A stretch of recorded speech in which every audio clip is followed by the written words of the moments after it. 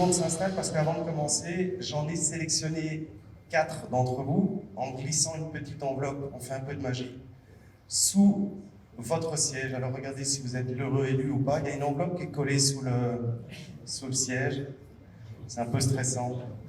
Si vous ne la trouvez pas, vous plantez mon départ. Ah, j'en vois une. Elles doivent être là. Non, 2. Elles doivent être là. Il faut bien regarder, elle est bien en dessous. Vous pouvez glisser la main du siège devant si vous voulez. Non?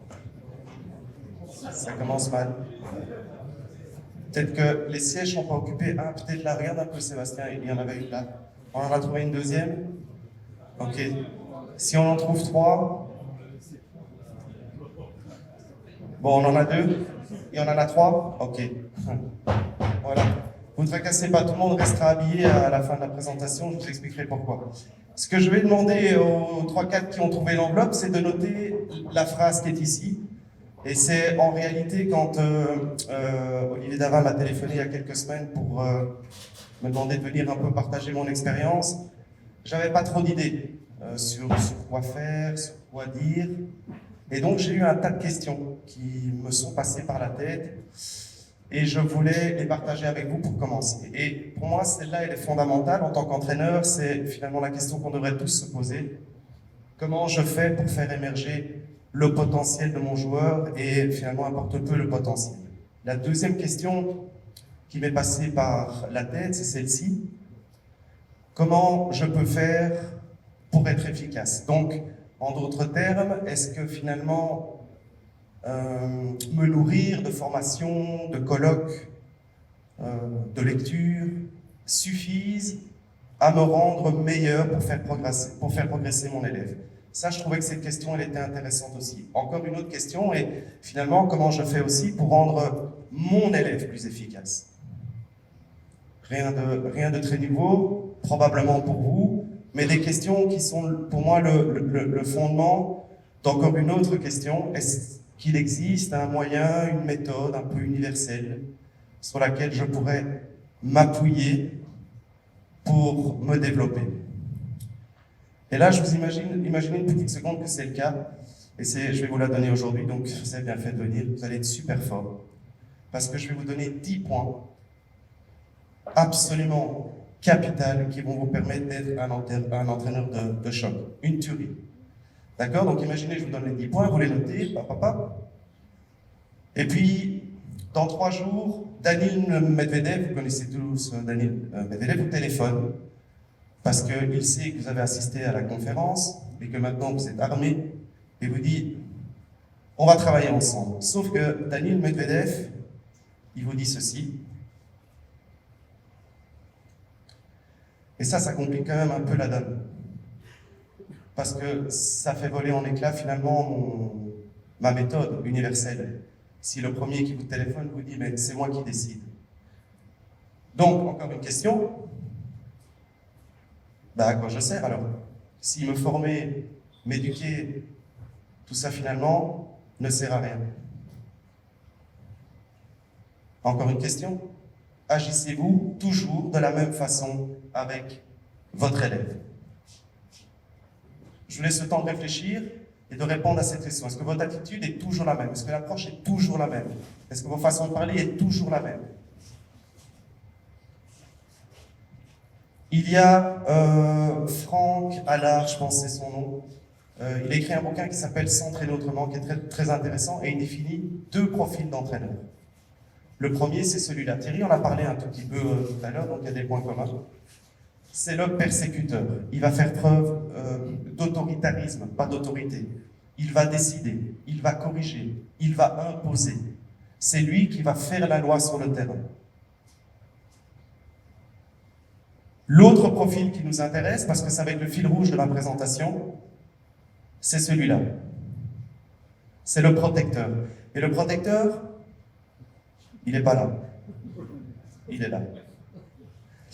Et le protecteur, j'entretiens mes relations, c'est le boss, donc je vais trouver une photo. Je vais garder mon boulot. Donc, Le protecteur, il a un profil super intéressant parce qu'il va partir de deux choses. C'est ce que le joueur a vécu, et ça c'est très intéressant, surtout quand on travaille avec des joueurs étrangers qui ont une culture différente, mais encore plus intéressant pour moi, il va partir de ce que le joueur est en train de vivre. Et c'est à partir de ça qu'il va faire ressortir les expériences, les analyses, le contenu. Il va vraiment, l'entraîneur-protecteur, renvoyer la responsabilité du développement de son jeune vers le joueur. Et je vois un témoignage de Federer qui est très intéressant parce que je trouve que, je vous le laisse lire,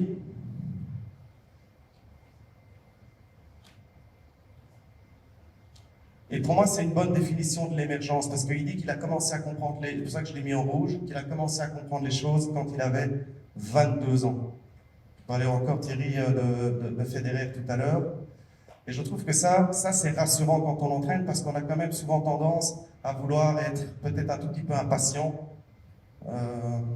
surtout quand on a des jeunes qui sont bons, ou qui sont considérés comme bons. Il faut vraiment leur laisser du temps. Alors, comment on fait sortir l'émergence? Ça, c'est la grosse question. Donc moi, je vous partage, c'est ma réalité, c'est peut-être pas la réalité, mais c'est la mienne. Donc c'est vraiment la posture d'un entraîneur qui pourrait travailler avec ce profil d'entraîneur, avec cette définition d'entraîneur.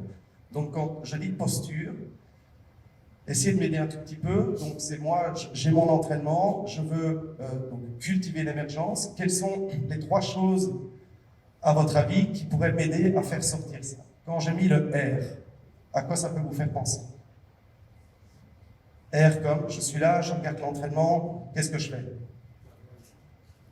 Une idée? Regardez. Première chose. Deuxième chose, E pour écouter. Merci Patrick. Troisième chose, qui a dit diriger? Non, moi justement diriger, tu vois, je serais plutôt dans l'autre profil. Discuter, découvrir, on est dans l'esprit, demander. Alors, regarder, c'est un principe qui vient un peu de la... J'ai arraché la phrase à la sophrologie, principe... de ce qu'on appelle la phénoménologie, ça veut dire de partir de l'expérience, de l'expérience vécue. Et j'ai mis cette phrase, mais je trouve qu'elle a du sens, c'est regarder votre joueur chaque jour comme si c'était la première fois. Et ça, c'est un exercice intéressant, surtout quand on a l'habitude de travailler avec des joueurs qu'on revoit tous les jours, certains entraîneurs 2 fois par jour, 5 ou 6 fois par semaine. Si on ne les regarde pas différemment chaque jour, on a toujours tendance à finalement... Dites-moi si vous partagez ça, à ne voir que le négatif, ou souvent le négatif. L'entraînement arrive et vous savez qu'il va rater là, vous savez qu'il va avoir cette attitude-là, vous savez qu'il va faire des choses qui vont vous énerver, et on rentre dans un espèce de système où finalement on ne prend plus le recul nécessaire pour observer et regarder pour que je puisse apporter quelque chose. Donc, je vous invite à retenir la phrase et la tester. Alors, écouter, pour moi, c'est deux choses. La première chose, c'est écouter vous parler. Et quand je dis écouter vous parler, c'est pas s'écouter parler, bien sûr. C'est prendre conscience que ce que vous dites va avoir un impact immédiat sur le développement de votre joueur. Alors, on sait qu'un joueur de tennis, il doit avoir de l'estime de soi, il doit avoir de la confiance en soi, il doit être positif, etc. Dites-moi comment vous développez ça si vous avez un discours qui n'est pas dans ce sens-là. Pour moi, ça ne peut pas être dissocié. Donc faites attention à ce que vous dites, parce que ça a un impact direct sur l'attitude de votre élève. Deuxième chose qui me paraît important, rappelez à votre élève qu'il y a quelqu'un qui écoute. Et quand je dis quelqu'un qui écoute, c'est la petite voix qui est à l'intérieur. Alors j'enfonce des portes ouvertes, avec des pensées positives, je vais avoir une attitude qui est positive, avec des pensées qui sont négatives, je vais avoir tendance à avoir des attitudes qui sont négatives.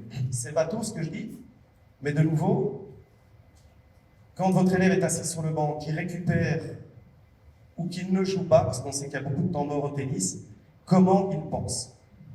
Il faut se poser la question. On parlait du profil de l'entraîneur qui fait ressortir l'émergence. Adaptez-vous, c'est ce que disait Thierry aussi tout à l'heure, adaptez en fonction de ce qu'il va vous donner. Vous pouvez avoir un plan, mais n'ayez pas peur de sortir du plan si vous sentez que votre athlète n'est pas disponible au travail que vous voulez lui proposer. Ça aussi, c'est important, l'adaptation. Et enfin, demandez,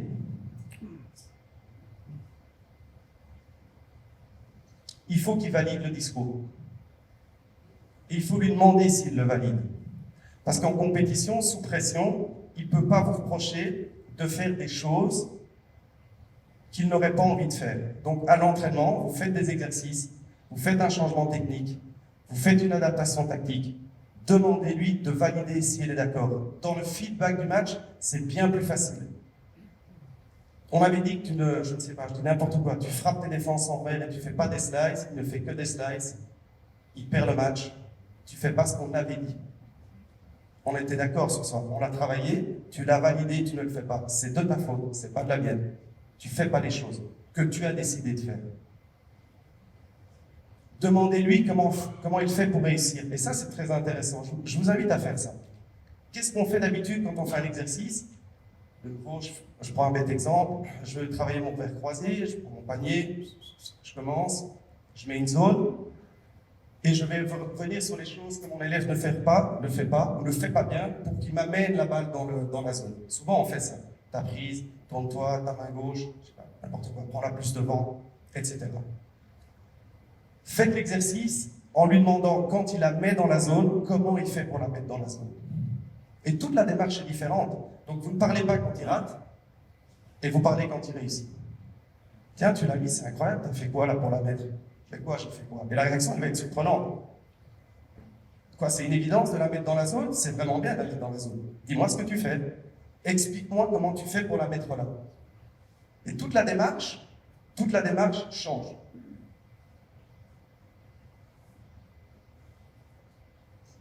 Combien de fois vous allez voir un gars en compétition ou une fille, et le match était bon, oh, mais l'attitude, moyen quand même.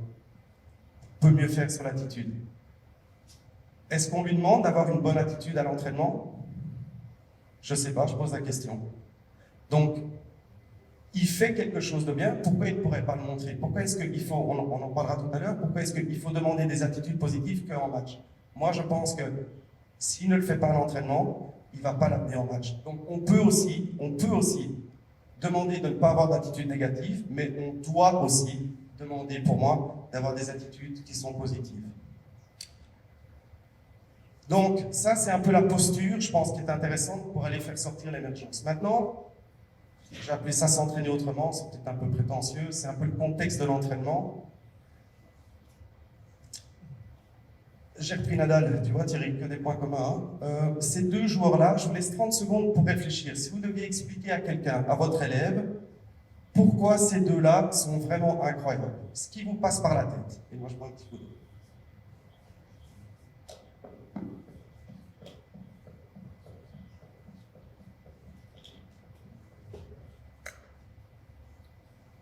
Donc les caractéristiques de ces deux joueurs. Alors j'ai fait le travail aussi. Et ce qui me passe par la tête, c'est ça. Ils sont capables de s'adapter, ils ont une qualité de frappe, ils sont évidemment coordonnés, souples, qualité physique, ils sont compétiteurs, courageux, autonomes, hermétiques au stress, tout ce qui est en lien avec les émotions. Ils ont une estime de soi qui est élevée, ils sont rapides, ils sont capables de passer du temps à répéter, ils sont efficaces, ils prennent des décisions, résistants, endurants. Au niveau technique, ils ont du rythme, ils ont du timing, confiance en soi. Je ne sais pas si quelqu'un a pensé à quelque chose qui n'était pas sur ce tableau. Déterminé. Passionné. Effectivement, passionné. Rémi disait tout à l'heure, tu disais quoi, Rémi? Qu'il fallait aimer le jeu. Bon, il y en a d'autres. Il y en a d'autres. Donc, si vous validez ça,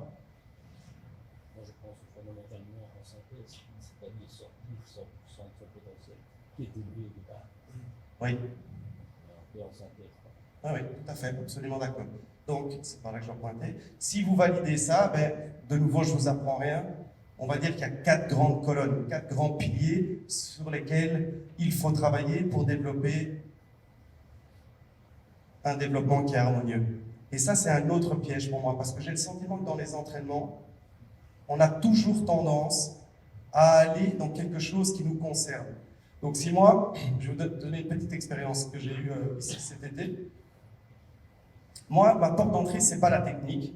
Elle est très importante, la technique, mais je rentre pas directement par là. Je rentre par la connaissance du joueur. Je pense que l'aspect tactique est capital, et évidemment l'aspect mental aussi, surtout quand on va sur le haut niveau. Cependant, jusqu'en juillet, je travaillais avec une jeune Slovène, Kaja Juvan, pour ne pas la citer, et elle m'a renvoyé parce que elle me reprochait de ne pas être assez technique dans mon approche. Donc la fille, on avait une discussion en janvier, elle m'avait dit « Ah, mon coup droit, mon revers, mon chic, mon tchac ». Moi j'avais dit « Tracasse pas, tout va bien, focalise-toi sur les autres éléments ». Je n'ai pas tout à fait écouté, parce que j'étais persuadé que mon approche était celle-là. Sauf que pour la jeune fille, elle avait besoin d'entendre que le côté technique était important pour elle. Et moi, j'aurais dû l'écouter plus et développer mes entraînements de façon plus harmonieuse pour pouvoir répondre à sa demande et rester cohérent par rapport au cas de pilier. Alors, je partage avec vous quelques petits exemples qui peuvent vous permettre d'avoir un entraînement qui est plus harmonieux. Il y a des milliers d'exemples, évidemment.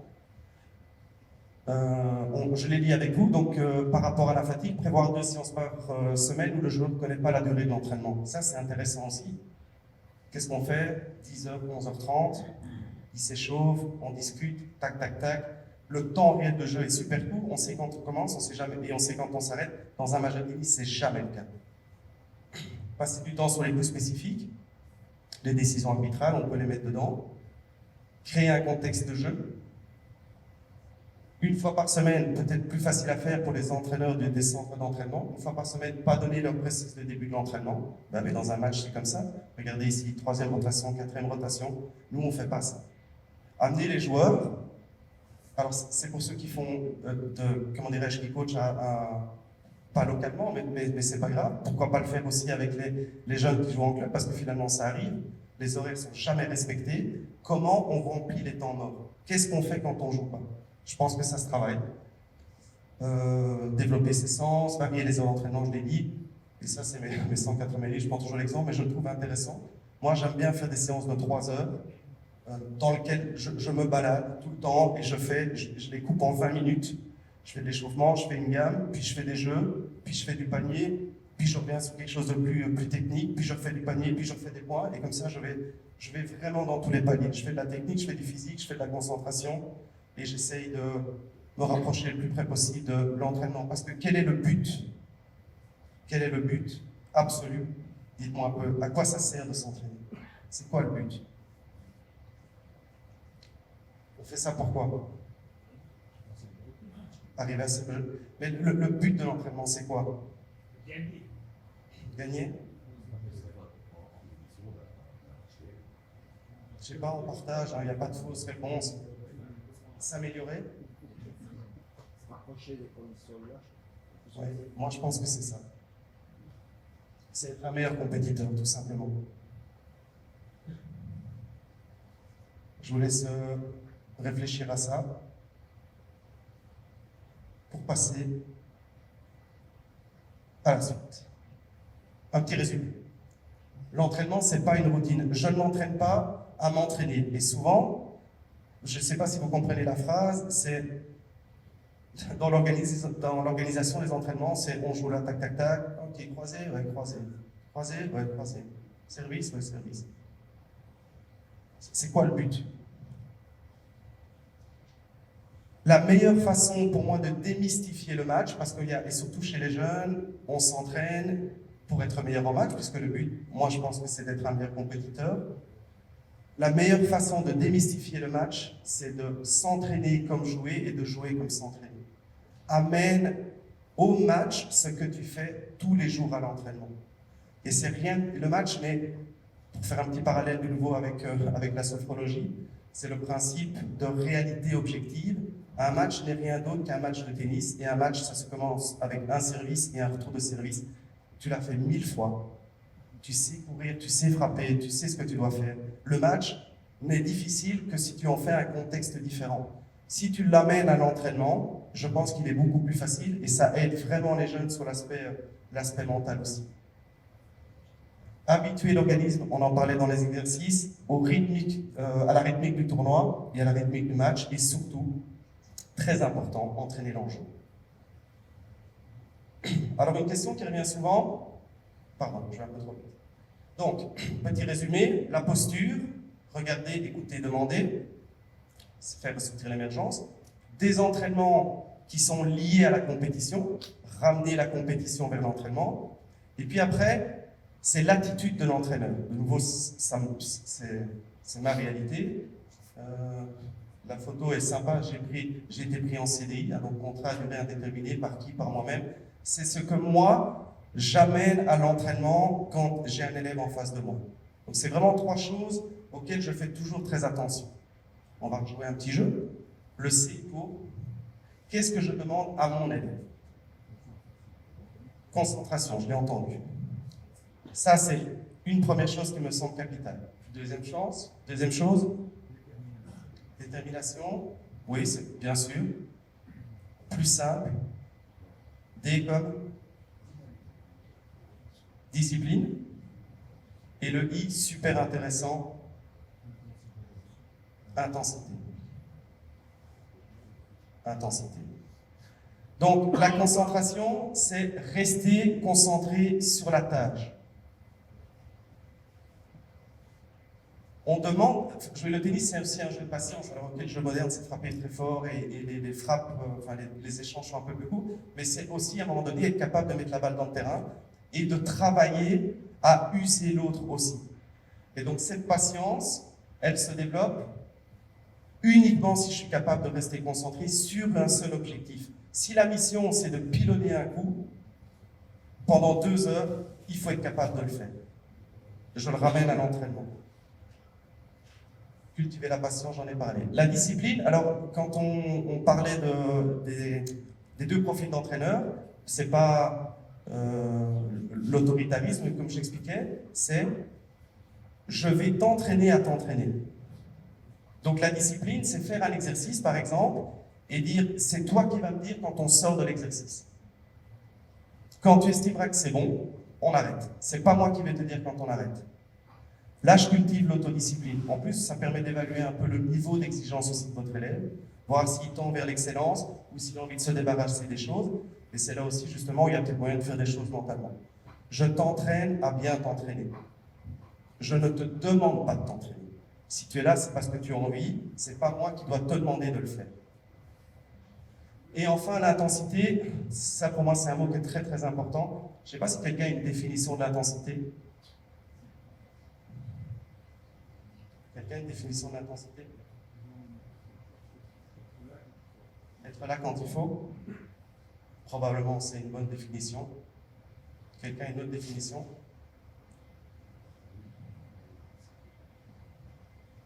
Pour moi, l'intensité, c'est aller au bout de l'intention.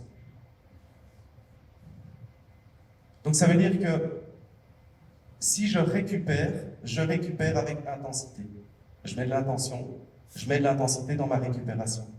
Et le tennis, c'est un jeu où je joue pas, je joue pas, je m'arrête, je joue. Et donc, bien sûr, c'est mettre de l'intensité physique, etc., mais c'est aussi faire les choses avec l'intention d'aller jusqu'au bout. Si je travaille mes rituels et mes routines, et je vais chercher ma serviette, je le fais avec de l'intensité dans la tête. C'est vraiment une notion qui est pour moi capitale pour développer vos athlètes. Alors ça, c'est une question qui revient souvent, c'est finalement quelle est la place de la technique avec des joueurs qui ont un très bon niveau. Et je vais tenter une expérience, on ne voulait pas si ça ne fonctionne pas. Les petits sélectionnés de l'enveloppe, ils sont où? Qui ont noté? Il y en a, ok? Venez avec moi. Oh, ça c'est pas chouette.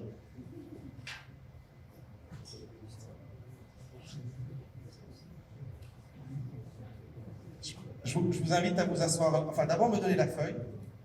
Voilà. Avec ça, tu as la feuille ici, parfait. Alors c'est un peu arbitraire, hein, je vous le reconnais. Oui. Donc c'est moi qui vais décider quelle est la plus belle écriture, d'accord? Gaëtan.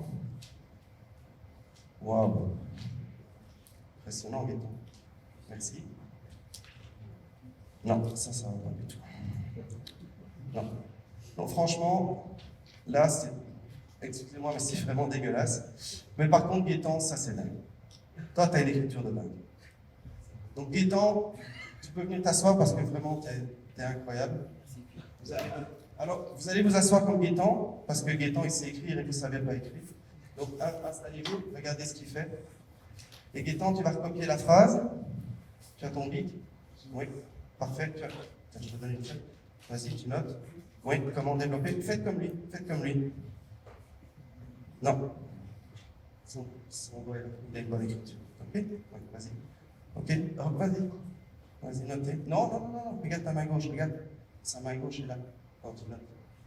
Vous voyez où je veux en venir ou pas? Forcément.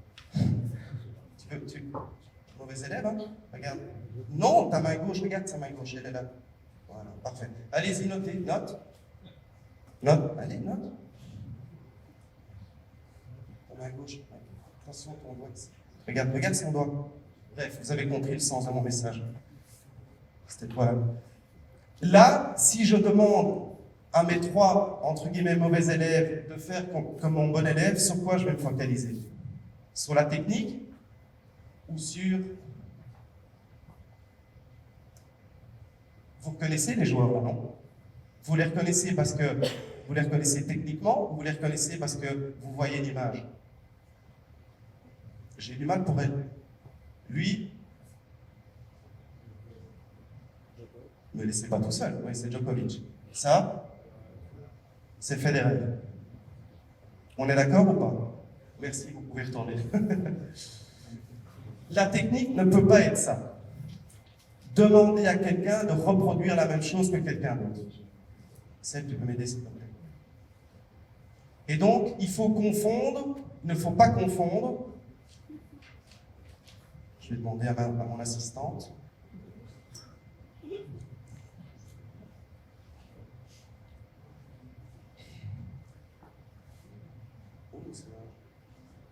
Donc, je remercie Cyril Genevois qui m'a donné l'autorisation de prendre ces images. Cyril qui sera présent dans les formations entraîneurs l'année prochaine.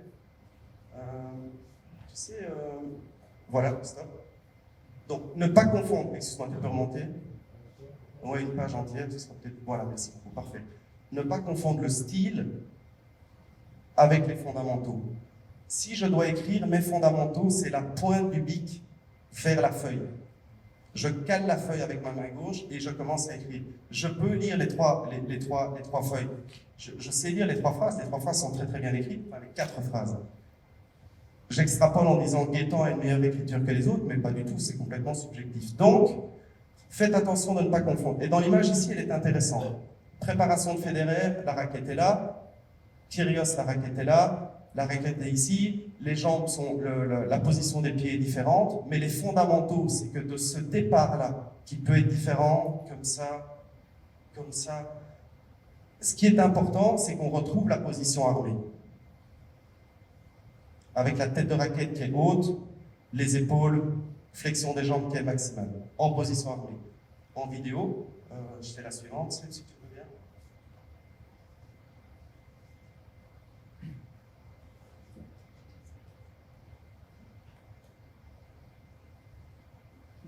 Ok, tu peux la laisser, c'est pas grave, on fera la vidéo après. Donc, tu peux monter, ou tu sais me la faire en plein écran.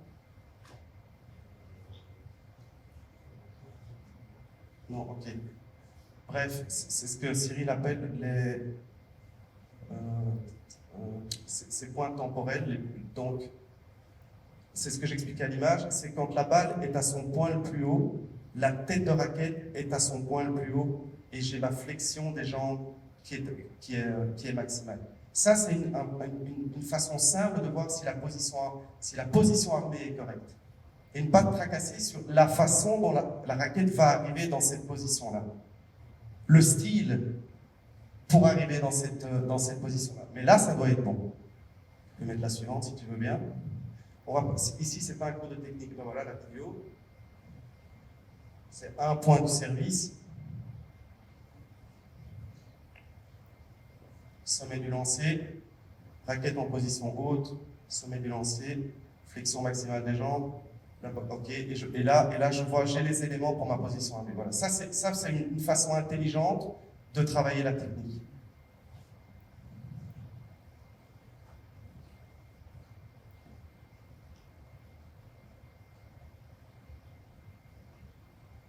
Ok, on peut passer à l'autre. Je vous en donne 2-3, on ne va pas détailler le service, c'est juste. Non, ça c'est pas ça, tu peux sortir. Reviens si tu veux bien sur nos photos, oui, et cliquez sur la suivante. Il y en a une sur la présentation que je voulais vous montrer, que je trouvais chouette aussi.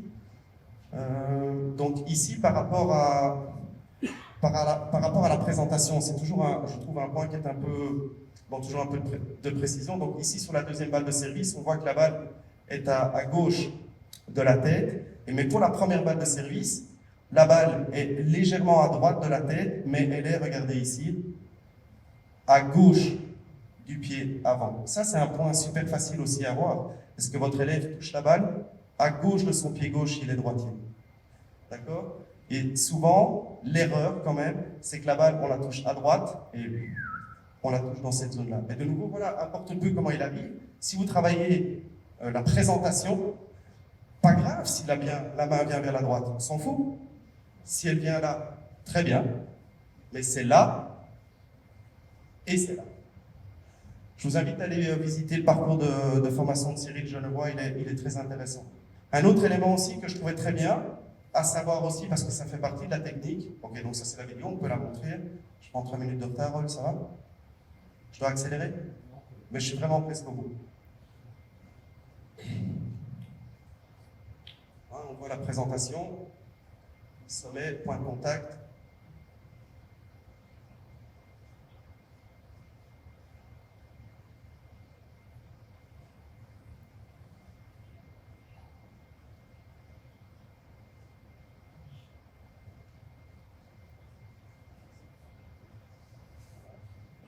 Je pense que vous avez compris. Ok, donc il y a des milliers de choses à faire. Ok, on va accélérer un peu parce qu'on est un peu pressé par le temps. Et la toute dernière, je la trouvais intéressante aussi.